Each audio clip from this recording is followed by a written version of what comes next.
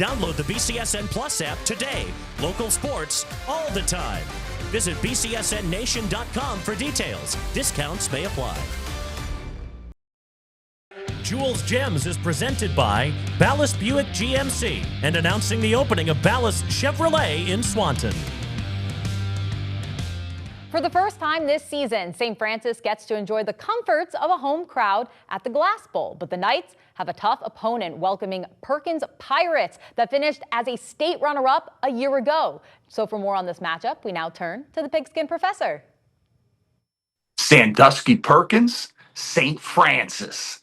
Tighten up all pads for what should be an absolutely outstanding game between two teams who are coming off historic 2024 campaigns. Toss in some 2025 sense of urgency spices, and we got what us old guys used to call a slobber knocker humdinger of a ball game. The Knights, they lost some great players from 2024, but shed no tears for Coach Josh Lemke. Eli Beal is back, baby, and every coach in Ohio would love to have that. So talented, but more importantly, driven and gritty. He simply gets stronger as the game goes on. Feed Beal. Defensively, you say? Nothing better than that new Joyzy tough. Rutgers-bound Jermaine Polk. Watch him attack all snaps with relentless, contagious, joyful brilliance.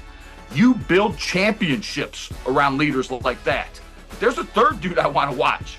Another one of my favorites from last year, both sides of the ball, passion personified. He's got a new uni, but he's the same player. Give me some Rocco Pillarelli. Coach Shano, you watching? Rocco is a Rutgers fit. So's Beal. But you know, it takes two teams to tango. Am I right? Perkins Pirates will be in the house. And the Jolly Roger, skull and crossbones, is hoisted. 14 wins last year and angry? Yes. Ready to prove last year was no fluke?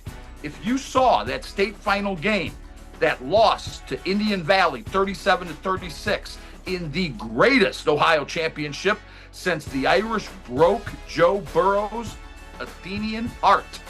Trust me, the Pirates are ready. And as we all want, a bit ornery. Week 1 loss to a team they beat 55-0 last year, rushing for minus 20 yards, followed up by a first half against Scott that sputtered offensively. I hope Eli Sanchez is on the field. He's Vegas-bound, a running rebel, and the rushing attack woes of Coach Santoro's Pirates could be fixed by his return, if it occurs.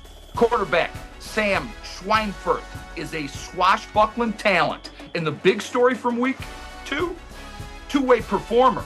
Connor Smith is ready, willing, and able to ascend. 2 INTs, one of them's a pick 6, and a touchdown reception from Schweinfurth. I love both these programs. 2 great coaches. This is going to be a football game.